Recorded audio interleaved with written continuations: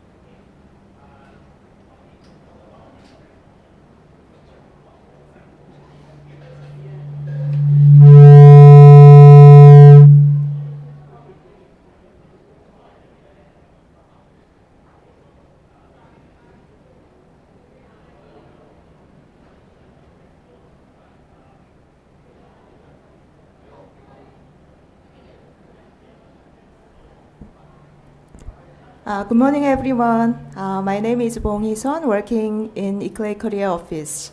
ICLEI is the global city network working for sustainable development. And in Korea, we have 57 local government members, including Goyang City, which is also the host city of this session. And then our office is located in Goyang City.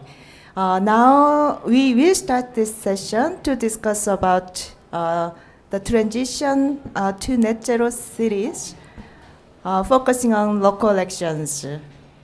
This session is organized by Goyang City and Gyeonggi Province, UN Climate Change Global Innovation Hub, and ICLEI Korea office. First of all, I would like to welcome all participants to this session. Also, the participants connected on watching this session through YouTube channel. So please enjoy this session.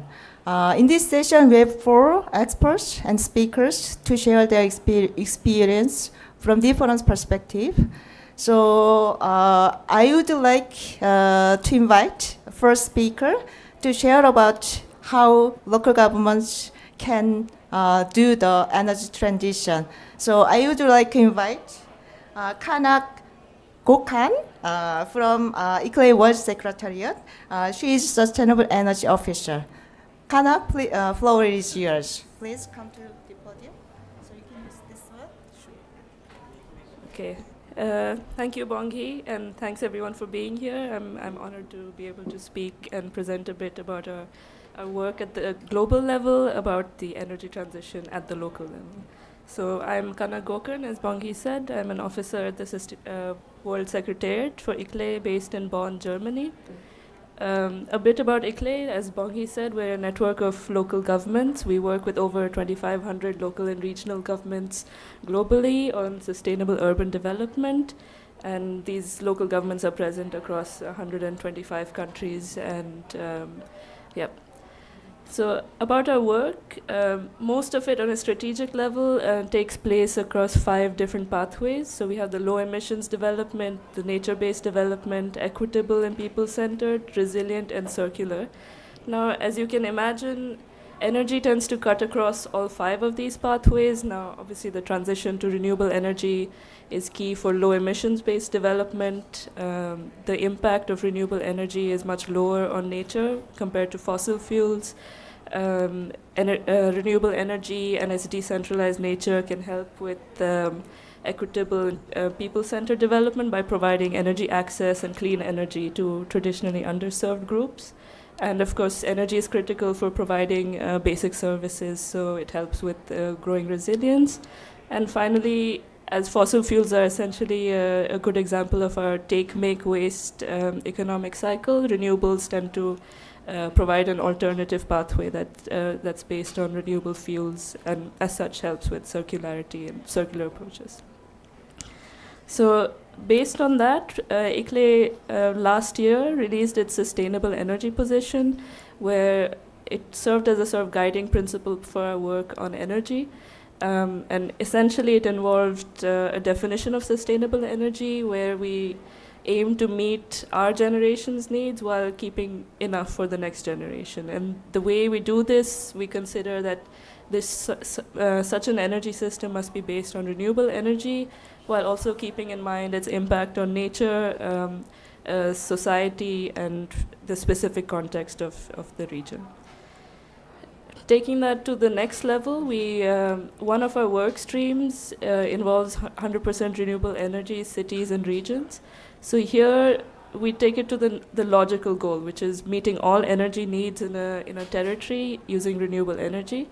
Now, usually this tends to mean renewable electricity, but our work considers an alternative definition that takes into account all energy-consuming sectors. So we have transport, heating, cooling, as well as, of course, electricity. So based on that definition, we have 3 sort of initiatives. We have a project, the 100% Renewable Cities and Regions Roadmap project, as you can see here, where we work with 9 cities and regions across 3 countries, that is Argentina, Kenya, and Indonesia. And we help them develop their local strategies and roadmaps towards 100% renewables. To do this, we conducted a lot of data collection, energy modeling, and so on with them, and provide them with the necessary policy development support. We also help in establishing multi-level governance mechanisms and strengthening capacities of key stakeholders. And finally, we help in the implementation side by helping them develop bankable local RE projects. But in addition to these 9 cities, we have a network of 14 other cities, I believe. We have the 100% RE network and the Energy Compact. So these are sort of an effort to expand the reach of the project to more than just the 9 initial cities. So I'd like to go a bit deeper into our workflow, let's say, so you can get an idea of how we assist these cities. So in the first phase, as you can see on top, it's a lot of putting the pieces in place. So we create the local teams. In the local government, we create national advisory groups to help with that multi-level governance approach. We help with the data collection, which eventually feeds into the energy modeling that provides a pathway for the cities to reach 100% renewable energy by a target year. For us, that's 2050. So once that modeling base is set up, then we proceed with the roadmap creation. So that involves identifying a timeline, milestones, key actions that they can take to realize this vision, and then what sort of policy enablers they need at the local level as well as at the national level to realize this. And finally, we also help in implementation, whether that's connecting them with financial actors or developing bankable projects. That's the final stage, let's say, and we hope to continue that. So this is just an example of one of our cities, Avellaneda in Argentina. This is a Sankey diagram of their energy modeling results that shows that 100% renewables is possible in the region using local resources. So on the left, you can see the energy sources. A big chunk of it is photovoltaics, but there's a lot of bioenergy as well, because in that specific city, there's a big industrial and agricultural base, so that's a good source for raw material for biomethane, as you can see here, and other bioenergy uses. And on the right, we have the demand sectors that this energy is intended to meet. So we've got transport, cooling, industrial demand, and so on. And as you can see, hydrogen also has a role to play. So this is just, once we have the modeling base, there's a number of steps that Avellaneda can take to develop its roadmap, and this is just a snapshot of the kind of steps they can. So, for example, decentralized RE generation by installing solar panels on rooftops, for example, trying to examine sector coupling approaches, where possible. Perhaps deploying RE in agricultural fields and combining those two uses, land uses. These are all possibilities, and of course, they depend on the local context of the city.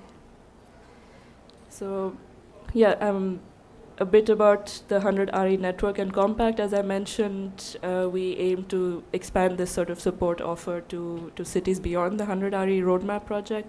So it's open to cities to join, and we try and get them support, connect them with peers who are interested in similar topics. This is just a snapshot of some of the knowledge products that we've created. We have some case studies highlighting how different cities have implemented the 100 RE or the renewables transition in their regions. We also have stakeholder engagement tools like the serious games and other knowledge and guidance materials. So I'm happy to talk about these more, but I think that brings me to the end of my presentation. I hope it was within time, but thank you, and hand over back to Bongi.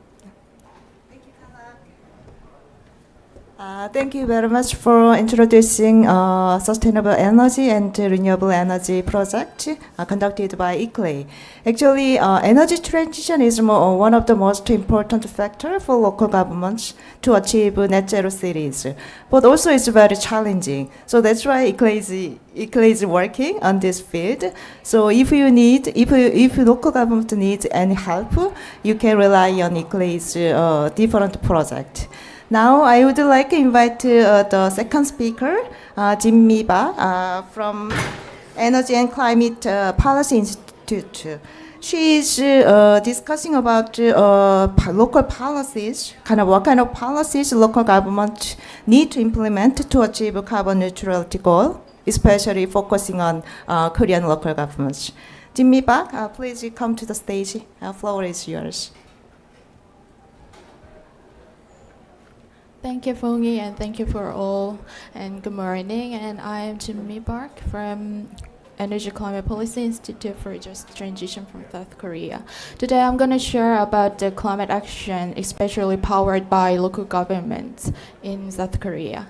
So I can tell that local government powered the climate action to initiate the declaration of climate emergency in 3 years ago. So they urged to national government and National Assembly to promptly proclaim a state of climate emergency and declare their also commitment to the 2050's carbon neutrality. So 226 out of 228 cities declared climate emergency at the same time. So it was very surprise event to initiate for the national carbon neutrality target. So after the 6 months later, so our government declared that to 2050 carbon neutrality in South Korea, and then 6 months later they settled the law system, which called the Framework on Carbon Neutrality and Green Growth for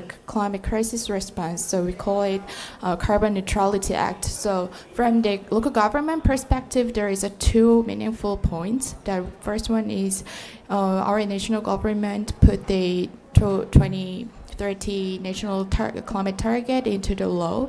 So every local government have a take responsibility to meet the 2030 target as well. And second one is local government shall take responsibility to tackle climate actions such as a local master plan on carbon neutrality and adaptation, and also they have to shall initiate the carbon budget system for all cities, and then and also the carbon neutrality as on. And also they can get support from the central government financially, or they can establish the local center for a just transition or carbon neutrality as well. So from now on, citizens are waiting for the integrated and local carbon neutrality for a plan reflecting local circumstances. So left graph is showing the risk map of the mitigation and adaptation. So all the mayors and all the citizens know that which area is facing the risk, especially mitigation and adaptation. So the area is different. So they have to mind that which area is facing the risk of the mitigation and adaptation. And another crisis like a low birth and old aging like that. And the second one is that they have to make a holistic plan based on city's philosophy. So they can make a plan for only including a mitigation and adaptation, but they have to mind that if they keep to development in their city, they can also result on a lot of big emission from the development. So they have to connect every city plans to make a holistic plan for the carbon neutrality. So the first one, I want to share some great best practices from the local government. They are already adopt a best practice and some practices in advance. A national government declared a climate target and law system. So the carbon budget system is the first one, and some states and a city, even at the district level, adopted carbon budget system, and now they are communicate with the booklet every end of the year. They publish the booklet for it. Communicate with the citizens that how much they spend and how will they spend for the next year. So some city already did it even at the district level, and the second level, even if they want to initiate or they adopt a carbon budget system, they are holding a public hearing from the citizens, especially in Gwangmyeong City. And even if they don't, in their government, they don't initiate the carbon budget system, citizens can gather and listen to this their voice, and they really want to deliver their opinion to the city's local government about the carbon budget system, because it is very meaningful, because every city have to shall initiate the carbon budget system by the act of carbon neutrality in Korea. So every city have to do it. So, but the problem is that how can we communicate the citizen with the money spent? The second one is building. That is very good starting point for all cities, because building and housing is very fundamental factors for all cities. So for new buildings, some local government adopt a local ordinance which can boost the high energy efficiency and renewable energy sources by applying high energy standard as a mandatorily. But the problem is the old building. So old building can be retrofitted, but how can they retrofit the old building in their city? So one of the city, Gwangmyeong City, they made a model of the local retrofit center. So they run a public retrofit center, and they call the SME, which is small medium entrepreneurs, to participate in that retrofit. So it can promote the local small medium business to involve the green transition at the local level. So it is very important that citizens who run their own shop at the small size, they can involve into and slide into the green transition by retrofitting the old building in their cities. The second one is renewable energy. We cannot talk with a renewable energy system in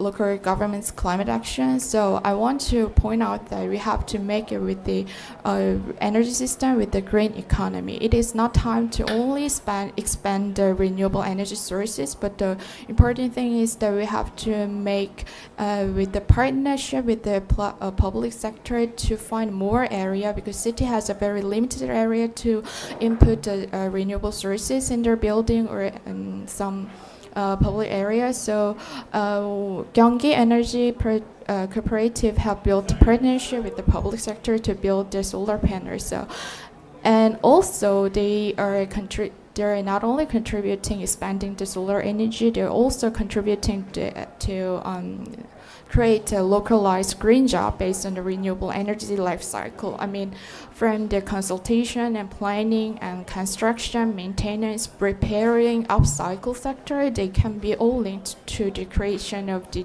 localized green jobs. Yeah. So the last part is a green area. So the city of Goyang adopted a very specific local ordinance to preserve a green area, which can prohibiting it from trade the land for 30 years. That is a very unique ordinance to preserve the green area, which cannot to be traded in next future 30 area, even it is in the city center. So as well, we can make that kind of ordinance that is very unique in Goyang City, but as we can also preserve wetland, forest, green area in the city can be preserved in the for a climate adaptation and also currently a carbon absorption as well.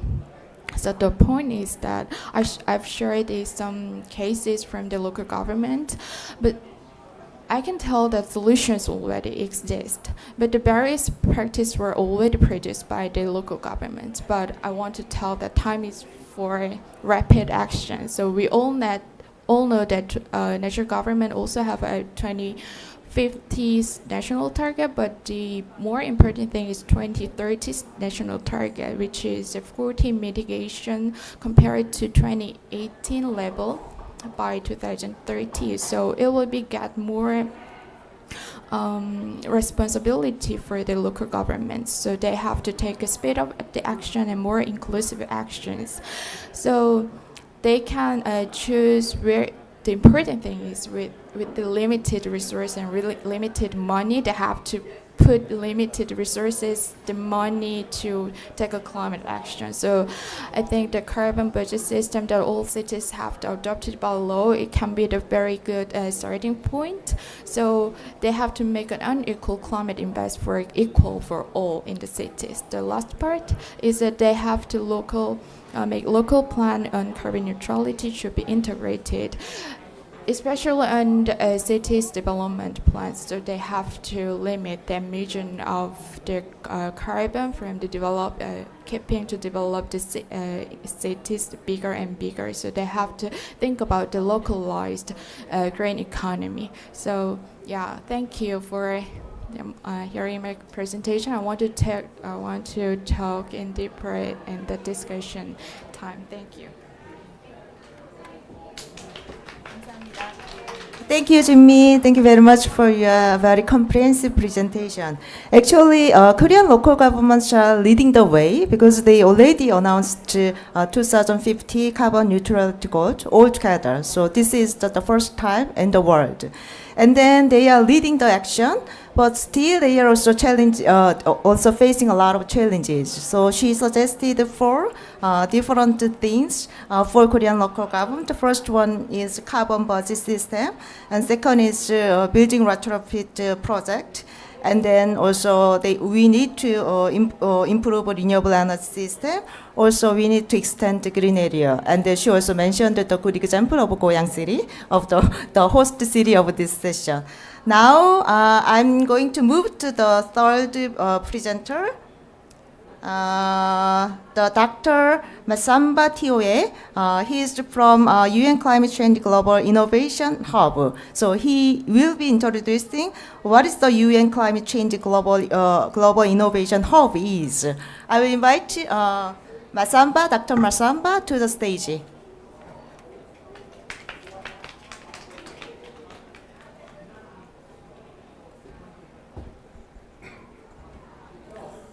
So, good morning to all of you. I'm very pleased to be here and to have this opportunity to interact with you. The relation between the UNFCCC Secretariat, particularly the UN Climate Change Global Innovation Hub, and the city of Goyan are quite a strong relation that have been put in place since several years. So in 2019, I attended the first Goyan City Forum that took place in Goyan. And the second one, I participated remotely. So it means that there are quite good relation between the Global Innovation Hub and Goyan City. And this is like that because we consider that Goyan is a very dynamic city, doing a lot of things that are good for the environment.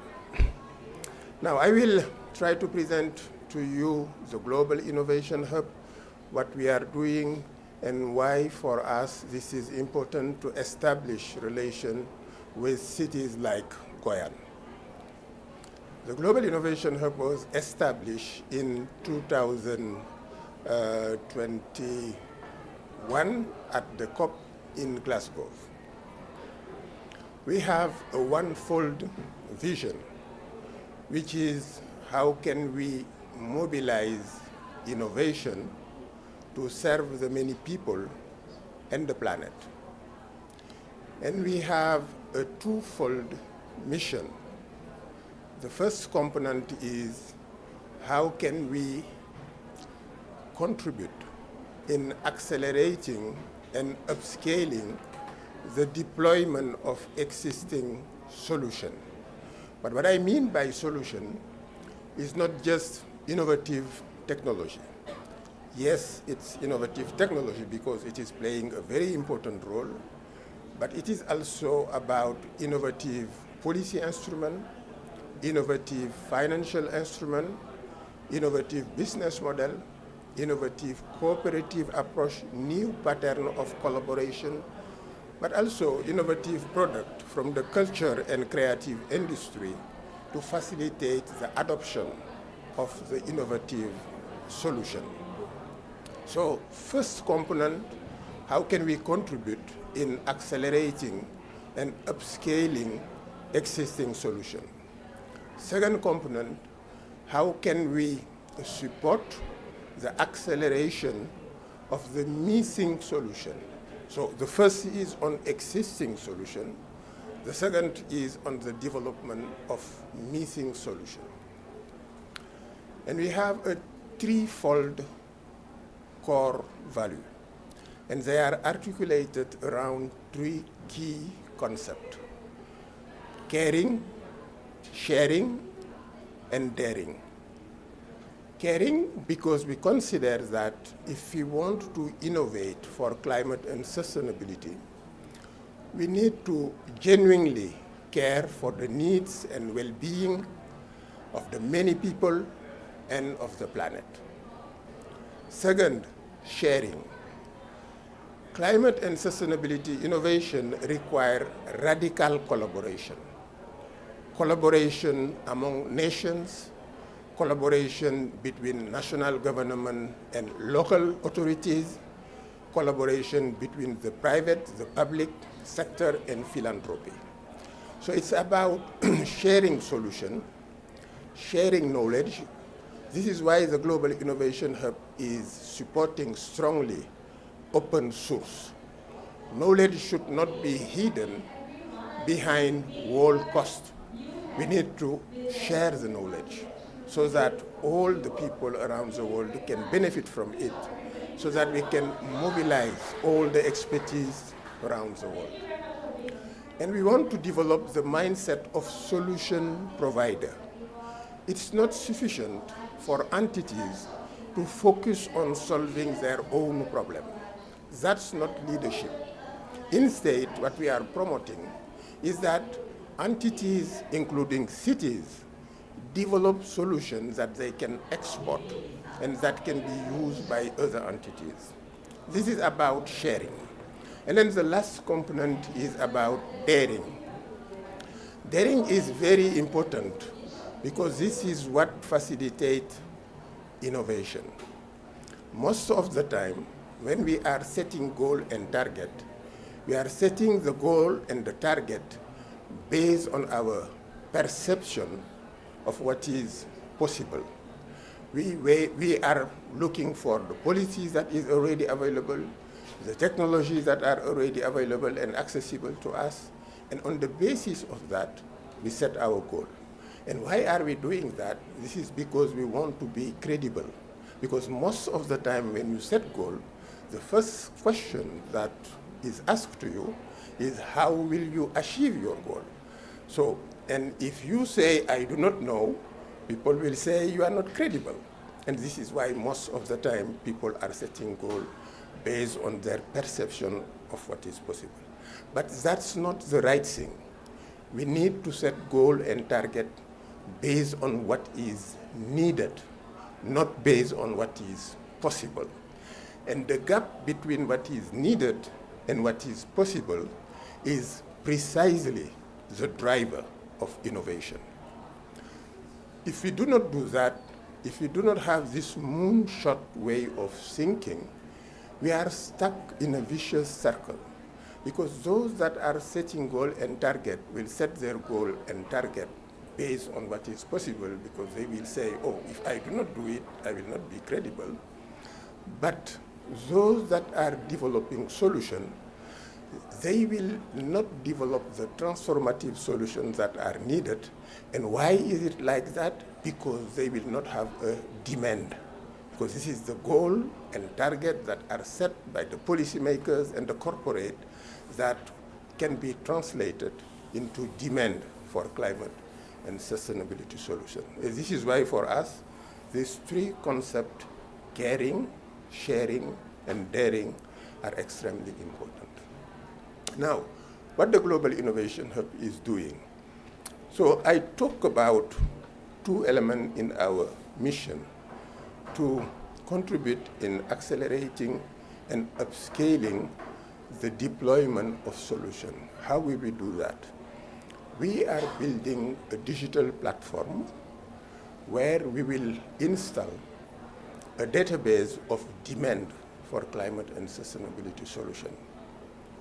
What we want is to engage with cities and understand what is the future that they would like to build for their citizens. And then use a backcasting approach to translate this vision of the future into needs in terms of climate and sustainability solution, a demand for climate and sustainability solution that will be put in the database that we will be building on the digital platform. And we will have on the digital platform a deep search engine that will go into the web, that will go and visit all the other database and see whether we can find existing solution, technology solution, policy solution, financial instrument that could be combined to respond to the needs, to respond to the demand for climate and sustainability solution of cities. And we are working with some partners that are publishers. We are working with Frontier, which is an open source publisher, and they have more than 250 journals. What we want to do is to take all the knowledge that is in all their journals and put it in an AI, and then make the AI digest all this knowledge and translate it into elements that are able to guide innovation. So the second component, looking for how can we accelerate the development of missing solutions, we are organizing what we call systemic innovation workshop, because we consider that for innovation for climate and sustainability solution to be effective and efficient, it has to be systemic. We have to move away from linear innovation to a more interactive innovation. We have to move away from product push innovation, where you develop your product and then you look for use case. We want to promote the other way around, a situation where the development of a solution is driven by a demand. So it will be demand driven. And we would like also to move away from closed innovation and promote open innovation that require radical collaboration. So what are we doing in this systemic innovation workshop? We are inviting cities that are very ambitious, like Goyan City, to come and paint the future that they would like to build. As I said, this future is translated into concrete challenge. And what do? We bring on board all the stakeholders that are relevant to find solution to this challenge. Financial, we will bring venture capital firm, development bank, philanthropy, because all these entities are important to find financing for innovative climate and sustainability projects. And then we bring research center, and then we bring tech companies. Tech companies are very important for the future that we want to build, because the green transition will necessarily be a twin digital and green transition. Otherwise, it will not be. Digital technology are critical for the green transition. So we invite tech companies, and we invite also research center I mentioned, and entities that are operating in the culture and creative industry, because as I have mentioned, this is important for the adoption. And together, we work, we co-create solutions that are relevant to addressing the need. So we are looking forward to collaborate with Goyan City on this systemic innovation workshop. We have organized already one in Bonn, one in New York during Climate Week, one in Riyadh. We will have one on the 5th here in Dubai. The next one will be in Shenzhen in China. And we are looking forward to have one of these systemic innovation workshops in collaboration with the city of Goyan. Thank you for your attention.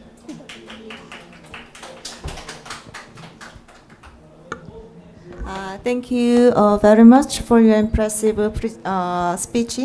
I was very kind of impressed by the three main factors of this innovation hub: caring and sharing and daring. So I think it's something our also local governments can keep in mind. Actually, I have one question before you leave. So you mentioned the database for cities, like digital platform of database to provide sustainable solutions to cities. It's already open or it's under kind of under development. So please let us know. So if it's open, I think it can be very helpful also Korean local government. But language is a problem. So ICLEI can help kind of translating all those solutions to the. And I think it will be good if we collaborate with ICLEI Korea. Yeah. And beyond, so first our preferred partner will be Goyan because we have already Yeah, a partnership. sure. But beyond Goyan, if we can also work with some other cities, that would be great. Okay, thank you. Thank you very much. So now, I want to invite the mayor of Goyang City, Lee Dong-han. Actually, many speakers already mentioned Goyang City as a leading city in terms of climate actions. So the Mayor Lee will share what Goyang City is doing to accelerate climate actions. So I would like to invite Goyang City to the podium. Please give him big applause.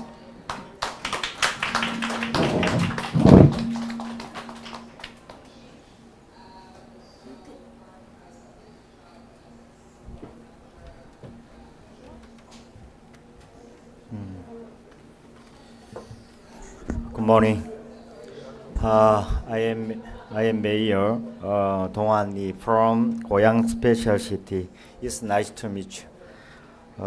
It's an honor for Goyang City to host the first official event of the Korea Pavilion. I welcome all of you who have joined the Goyang City seminar, including Dr. Masamba Tioye from the UNFCCC Secretariat, Ms. Kanakon Han from ICLEI World Secretariat, Dr. Jung-yeon Park and researcher Jimmy Park from the Energy and Climate Policy Institute, as well as our audience. Today this gathering is a place to discuss how our cities can respond and cooperate in the face of the climate crisis, which poses a threat not only to humanity but also to countless species. Just like how our humanity has built cities where people can live in a harsh desert. I believe that if we come together, we can overcome any obstacle and pave the way towards carbon neutrality. I hope that the discussions we have today will be effectively implemented in each of our respective positions. To all of you participating both on-site and online, I kindly request your cooperation in working together in your respective roles to help the world achieve carbon neutrality as soon as possible. Once again, a warm welcome to all of you who have joined the Goyang City Seminar. Thank you. And let's start in Goyang story. Okay. It's my pleasure. I meet you all again. When I took part in the COP 27 last year, I did not have a chance to participate in the Korean pavilion. I am very glad that I am here this year. Today, I want to talk about what Goyang City is doing to become a carbon neutral city. First, let me tell you a bit about Goyang City. It's a big city with over 1 million people. It's known for its balance between the city and nature, with lots of green spaces and rivers. What about greenhouse gas emissions? Goyang City emits about 5 million tons in total, with 5 tons per capita. Fortunately, emissions are going down.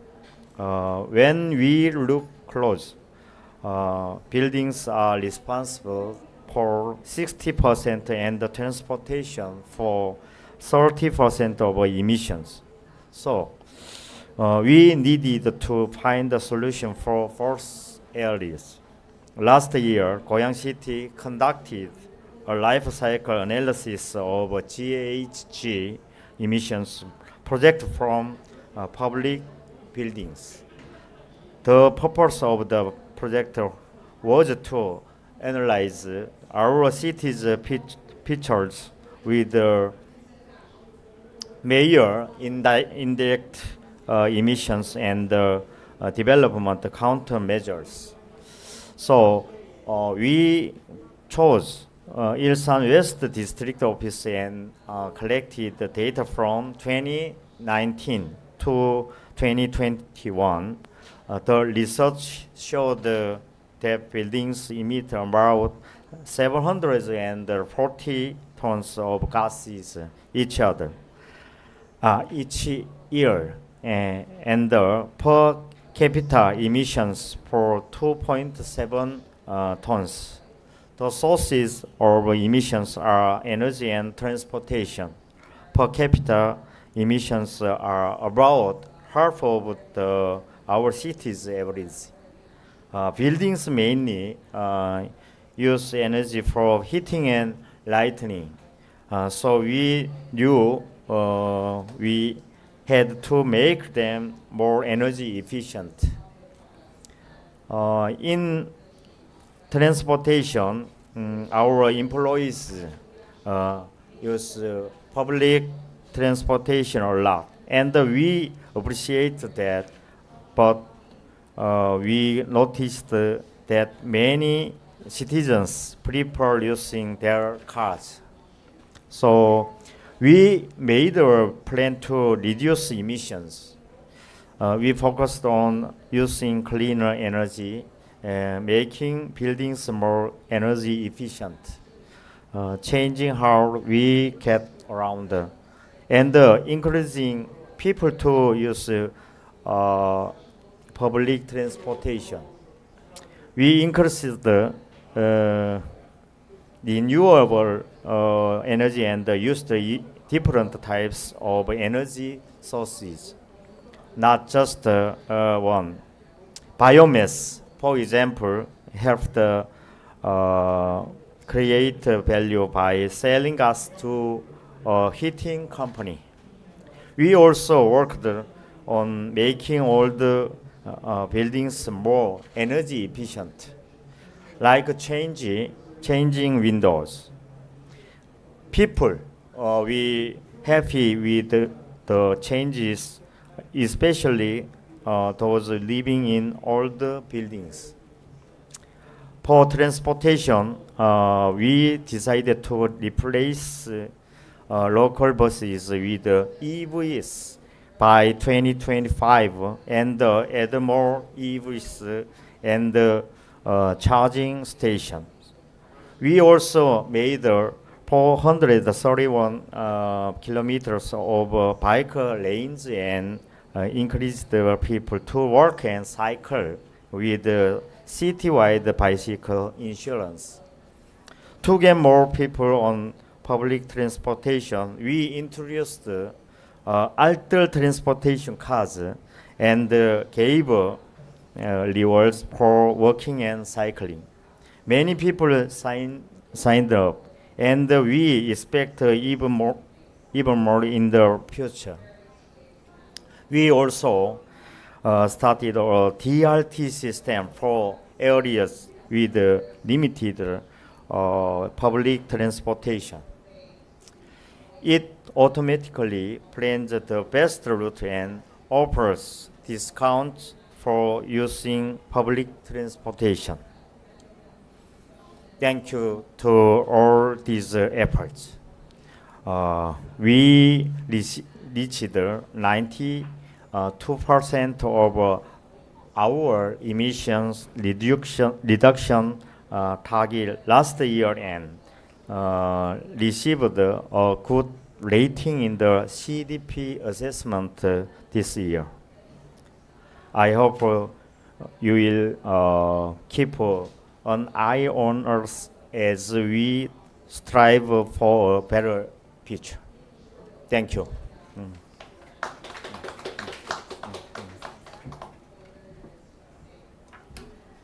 Thank you very much, Mayor Lee. Actually, I'm the citizen of Goyang City, so I'm living in Goyang City, but I didn't know there is alter card for public transportation. So I will definitely buy the card and use one. And I also feel very proud of my city, Goyang City. So now I'm going to move to the panel discussion. So I want to invite all 4 speakers to the stage, and then we'll discuss some further issues. And also, if there are any questions from the floor, I will also provide the opportunity to the audience. So all speakers, please come to the stage. Yeah, please provide them a big applause. 무대로 다 나와주시겠습니다. 네.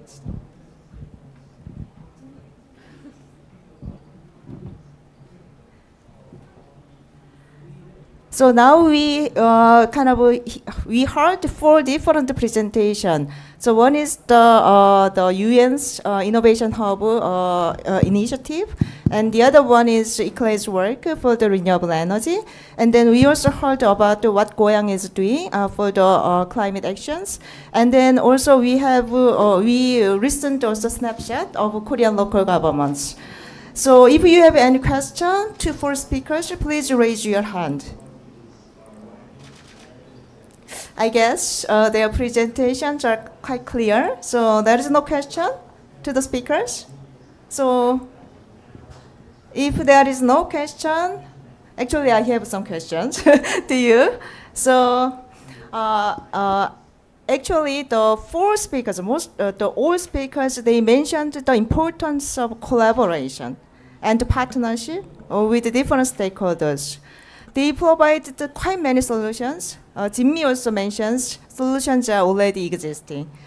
But in order to make them successful, I think the collaboration with the different stakeholders are very critical, especially the citizen participation. We need to encourage citizen participation. So I want to ask to all speakers, how can we encourage citizens or other stakeholders to be engaged in climate actions? How can we accelerate this kind of collaboration?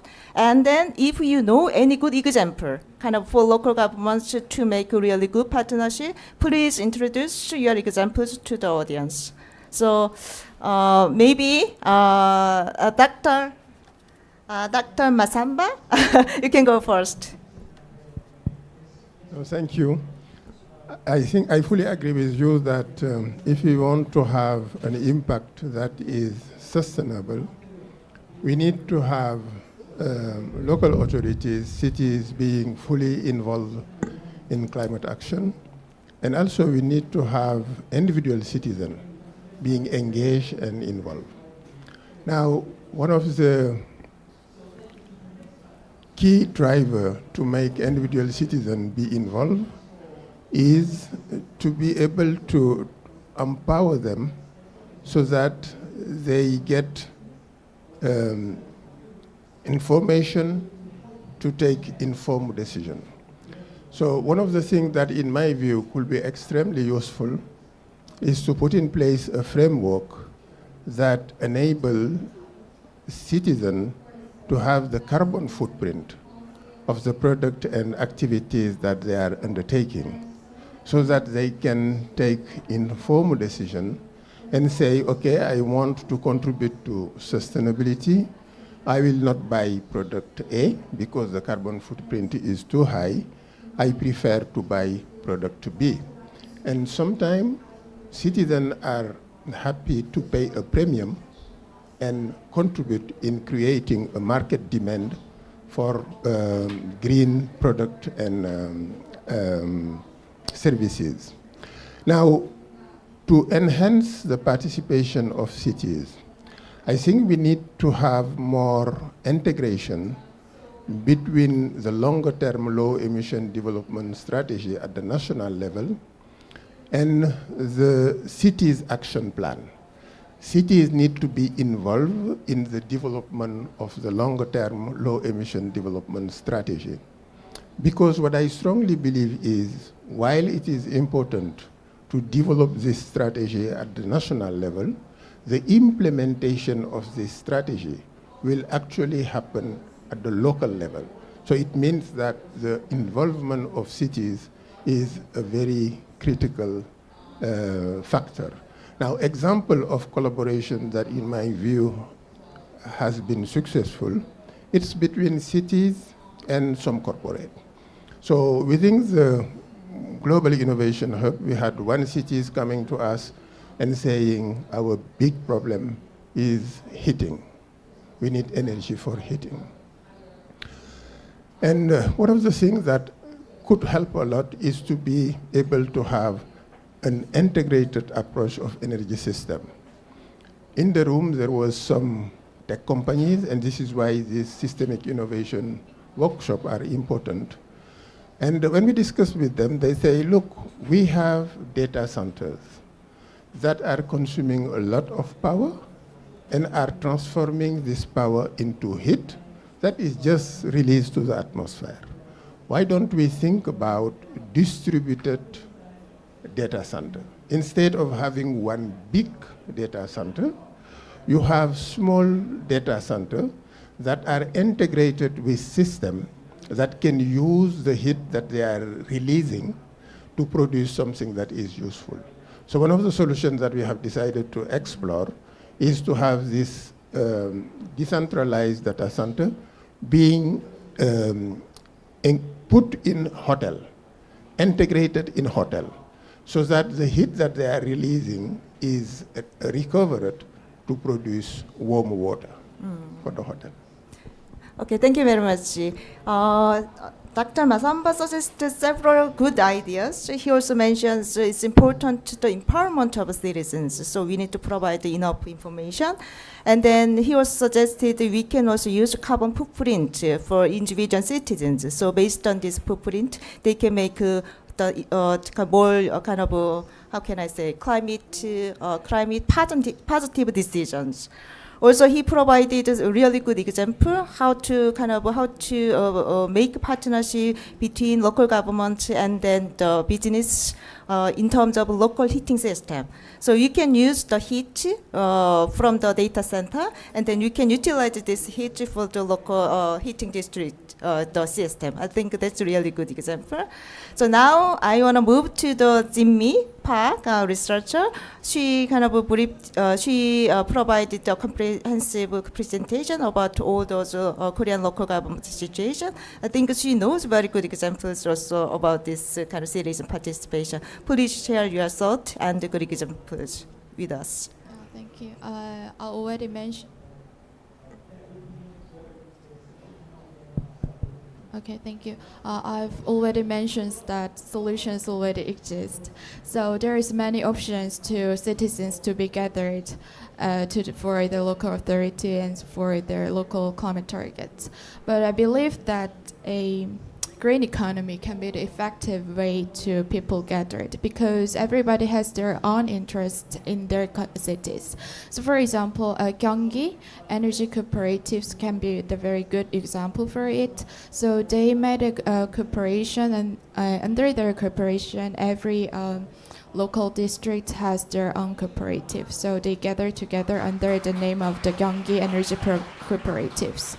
So they have a partnership with the local authority, like they request a public area to expand a renewable sources in their city. So the city's authority shared information of the land which can be installed to the solar panel on the rooftop or just wide land in the city center, so they can improve the potential of the local resource of renewable energy, and also the energy cooperative can share their benefit from the installment of the solar panel with their citizens. In that process, the energy cooperative can get the fund from the local government and local authorities to train the citizen as a maintenance for the solar panels. So they employ the citizens as a maintenance and a consultant in the process of the solar energy.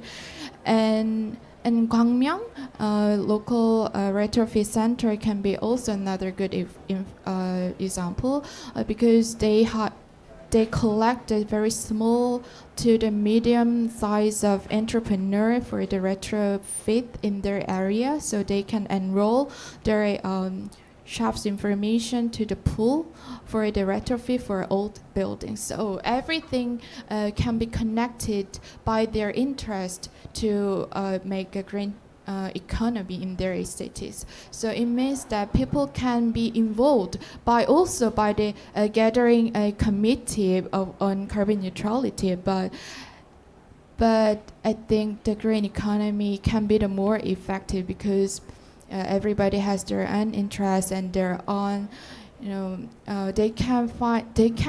I believe they can slide into very smoothly into the green transition to share their own interests like that. Yeah. Thank you very much. She focused on the green economy. Actually, everyone knows economy is one of the most important things for the citizens. So she take example of energy cooperative.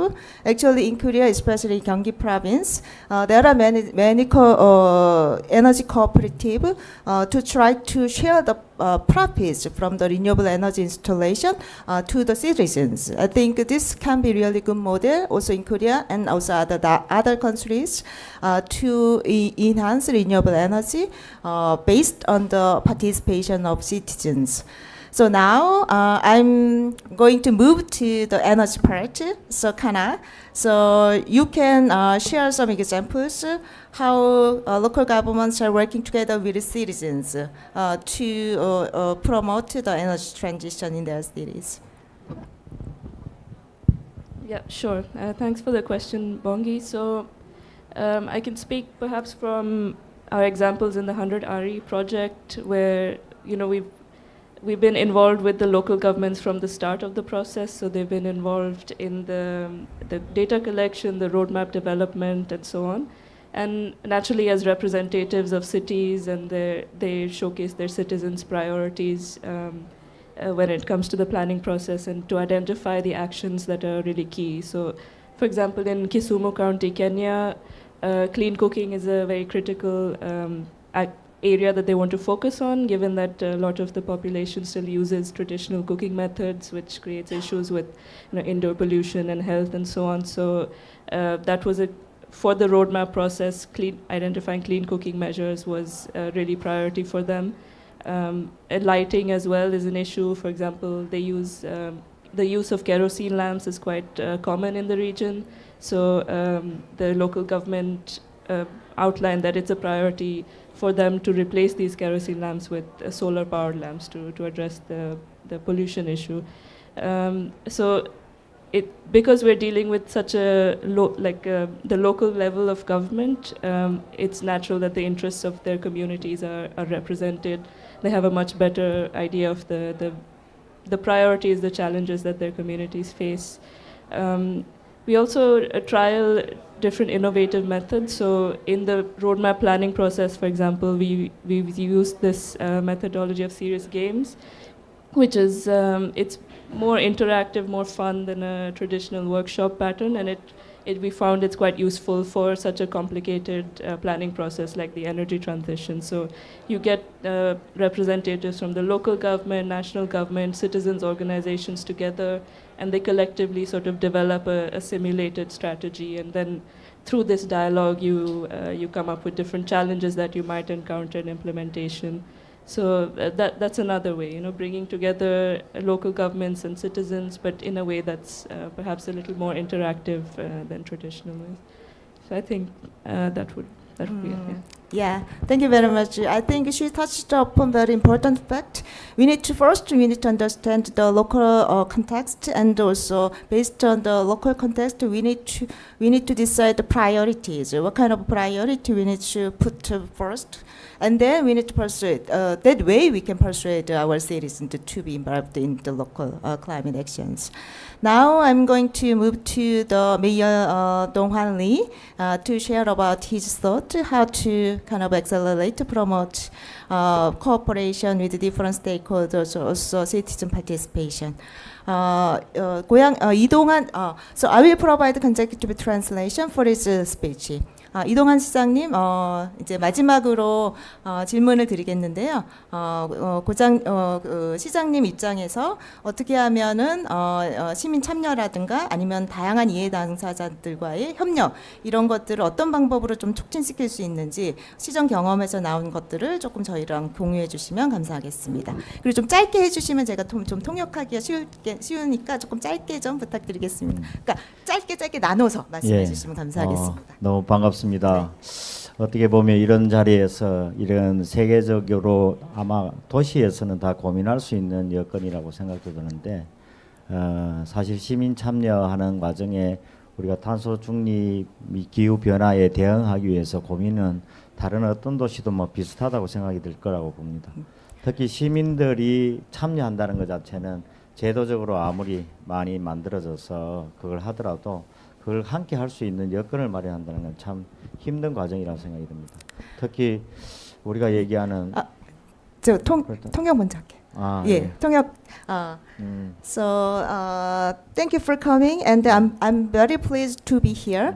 So citizen participation is something all local governments are considering, and then they are having very difficulties.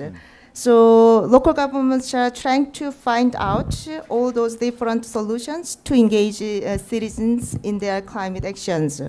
There are many different institutional framework to engage citizens, but even though we have this kind of institutional systems, it's not that easy to really engage citizens in these climate actions. 실제로 그 시민들과 함께 한다는 그 방향은 그냥 생각하기에 교육이나 그다음에 뭐 생각하면 제도화 시키는 걸로 끝날 상황이 아니고 한편으로 보면 좀 채찍과 당근이라는 부분을 토대로 해서 진행이 되어야 할 내용이기도 하고 최근에 우리 국가뿐만 아니라 지방자치단체에서도 그런 부분들을 만들어내기 위해서 약간의 그 인센티브 제도에 대한 부분들을 고민을 많이 하고 있습니다. So working together with citizens is not only about education or institutional systems. We need to take the carrot and stick approach. So these days, many local governments are looking into these ways. So they are considering introduction of incentive systems. 그래서 실제로 그걸 적용을 제대로 하기 위해서 그 인센티브에 해당하는 부분들을 어떤 방법으로 이제 갈 것인가의 고민이 좀 크다고 생각이 듭니다.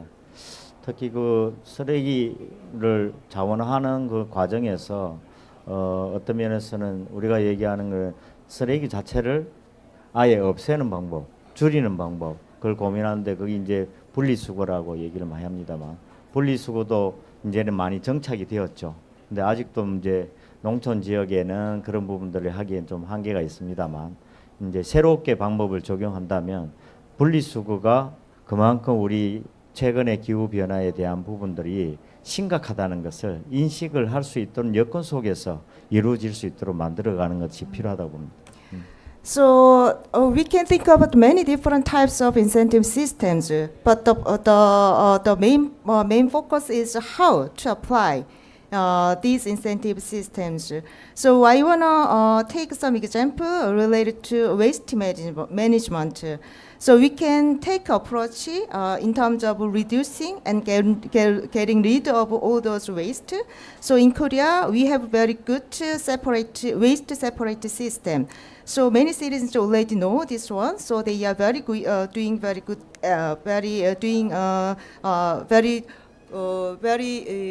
doing good at this.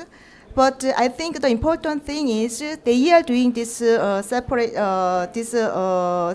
system based on the awareness. The climate crisis is really critical.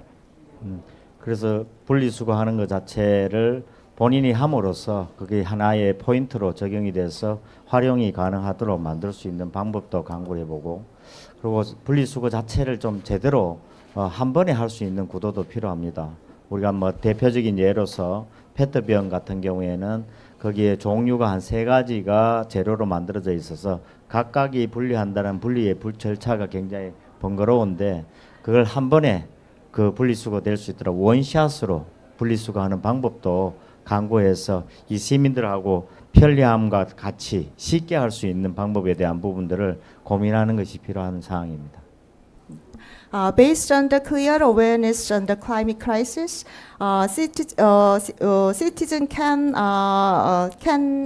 promote their behavior. Their citizens can change their behaviors, including the waste separation. So, as a local government, we can provide point to the citizens who can do well in terms of waste separation. But the other problem is the waste separation system is not that convenient for citizens. In terms of the PET bottle, plastic bottle, they need to go through the 3 different process to separate this, to recycle this plastic bottle. So these days we are considering one-shot system to recycle these plastic bottles. 그래서 시 차원에서의 아까 말씀드린 제도나 아니면 교육이나 이런 캠페인에 대한 부분도 중요한데, 시민들하고 같이 공감할 수 있는 것이 하나의 중요한 사안이기도 하고, 실천이 어떻게 보면 바로 우리가 얘기하는 원하는 바를 얻을 수 있는 근거라는 생각이 듭니다. So from the local government perspective, we can of course to implement a certain education and also systems. Also, we can also conduct certain campaigns together with the citizens. But the most important thing is we need to plan and implement policies which the citizens can follow and they can agree. I think that's the most important part. Thank you very much. 네, 감사합니다. Thank you very much, Mayor Lee.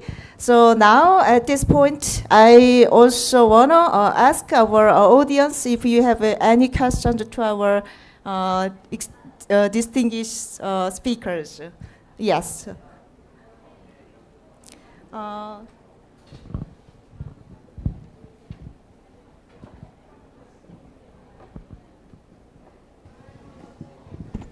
Please introduce yourself and ask actually, question. I'm Goyang citizen, and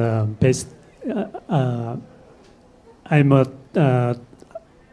Don Han from Eco Korea. Eco Korea is based in Goyang City, the citizen science-based NGOs, and our NGO is focused on the wetland and for conservation and ecological education and scientific research.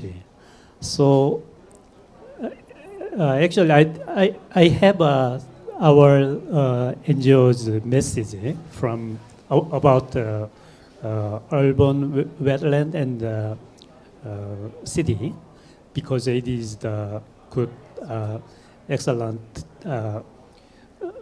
the point of the climate action, mitigation and adaptation. So it is. I deliver this our message. The concept of carbon neutrality is gaining increasing attention in our effort to combat climate change. Achieving carbon neutrality means achieving a net zero carbon footprint, as urban areas are responsible for a significant portion of carbon emission.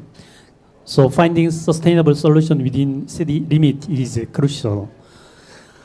How do urban wetland contribute to the neutrality of our city? Firstly, Jangang wetland is a Goyang City is a very famous Ramsar site. Act as carbon sink by storing carbon in the soil and biomass. So vegetation such as salix is very important to capture the carbon dioxide during photosynthesis and store it in their tissue. Meanwhile, the waterlogged condition of wetland slow down the decomposition of organic matter, preventing the release of stored carbon into the atmosphere. Secondly, urban wetlands play a critical role in water management. By acting as natural sponges, they absorb excess rainwater and reduce the risk of flooding in urban area. This not only enhances resilience against climate change impact, but also help prevent the release of carbon stored in the soil. Furthermore, the biodiversity supported by urban wetland contribute to ecosystem service that indirectly aid in carbon neutrality. A healthy, diverse ecosystem is more resilient to environmental stress, providing additional support for the overall well-being of the environment. Lastly, to strengthen the potential of urban wetland in pursuit of carbon neutrality, it is essential for city planner and policymakers to prioritize their conservation and restoration. In conclusion, recognizing the significance of urban wetland in carbon sequestration and storage is essential step toward achieving carbon neutrality in our urban landscape. By integrating this natural carbon sink into our city, we not only enhance our environment ability to combat climate change, but also create healthy and more resilient urban space for next generation. Let's embrace the potential of urban wetland as allies in our collective journey toward a sustainable and carbon neutral future. This is my NGO's view. Thank you very much. Thank you very much for sharing very good point. I think, yeah. So I want to summarize to your point. I think also it's very important. Jimmy also mentioned green areas. It's also very important for local climate actions. So wetland, actually Goyang City has a very kind of good wetland, Jangang Supji. So I think, thank you very much for a good point. I think there is another question. So let's have the last question because we only have 10 minutes left. Hello, I'm a college student from the US, and my question, first to the mayor of Goyang, the test bed and the greenhouse gas GHG emission profile, information about usage, so it says like 73% of energy, is that before the 92% reduction in the greenhouse gas that you mentioned at the end, or is that before you input policies to make that happen? First question.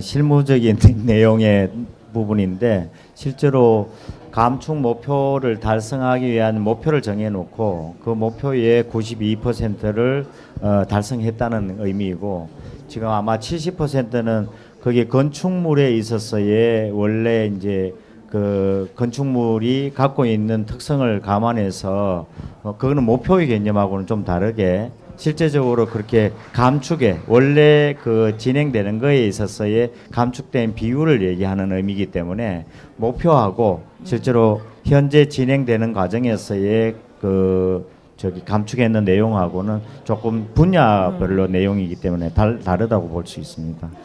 I think 70% emissions is from the building sector. So they did special research to analysis emissions from the building. So the data is from the building sector. And the 92% is they had a target, a reduction target, 2020 target, 2020 target. And then they achieved this target. I think I'm not sure what is the figure for this target, but for example, they made a target to reduce 20% of 2020 emissions compared to 19 blah blah, and then they achieved 90% of this target. That's the meaning. And they will provide more information later, so you can see the figures. Okay. And then second second part, question. if 70% of the emissions is from buildings, are there subsidies for heat pumps so you can reduce the heating energy, like from the government or from your city? So there is the city officer who is in charge of that part, so she'll provide the answers. Actually, we have a subsidy for green modeling and retrofit project, but it's not for heat pump changes because in South Korea, heat pump is not that available a lot. Only for big building like public building, not for household. So it's a little bit different. That's why we just changed insulation, just or windows or lighting system. Okay. Thank you very much. So now I think it's time to wrap up this session. So I would like to ask all four speakers to share your kind of final thought. Kind of what kind of takeaway our audience can bring from this session to accelerate local climate actions. So please share just one takeaway from your perspective. For me, it's quite simple: caring, sharing, and daring. Caring, sharing, and daring. Yeah, thank you. And Kanak? Sure. I would echo that, focusing on the daring part, because I think cities can really take the initiative and take more risk than the national governments can, and they can really try and innovate new solutions and really do tackle climate change. You know? Yeah, thank you very much. Now, 또 마지막.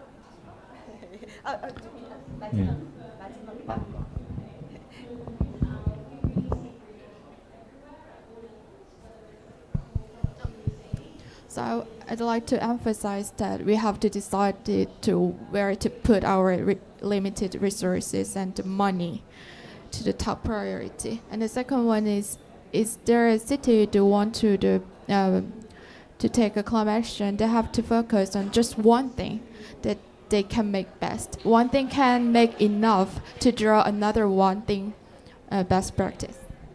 Okay, thank you. The last thing I would like to ask Mayor Dong-Han Lee to share your thought and then also provide some closing remarks.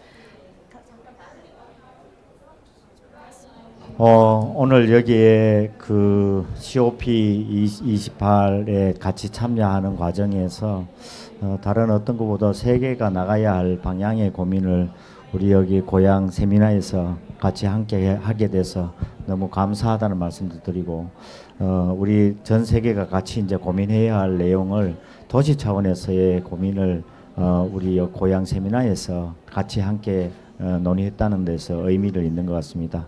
개인적으로는 이런 논의 자체가 이제 우리가 앞으로 살아가는 지구에서의 미래라고 생각이 들고 가장 중요한 것은 사실 우리 스스로의 그런 어떤 문화, 그다음에 그 관심, 그리고 또 공감대가 우리가 해야 할 역할이기도 하고 또 앞으로 이런 논의 속에서 실천이 바로 미래다 하는 생각이 듭니다. 하여튼 같이 함께해서 너무 감사하게 생각합니다. COP28 is the place the whole world will think about which way we need to go further. So I think in this opportunity, it was very meaningful for Goyang City as a local government to take part in the discussions and then discussions. And also, personally, I think as a local government leader, we need to try to raise awareness of citizens in terms of climate crisis and to accelerate climate actions. Because otherwise we cannot make it happen. So we can try to establish further culture, and also we need to bring the same interest from citizens to push climate actions. Thank you very much again for all participants to attend this session. Thank you very much. I will close this meeting. So thank you again for all participants attending this.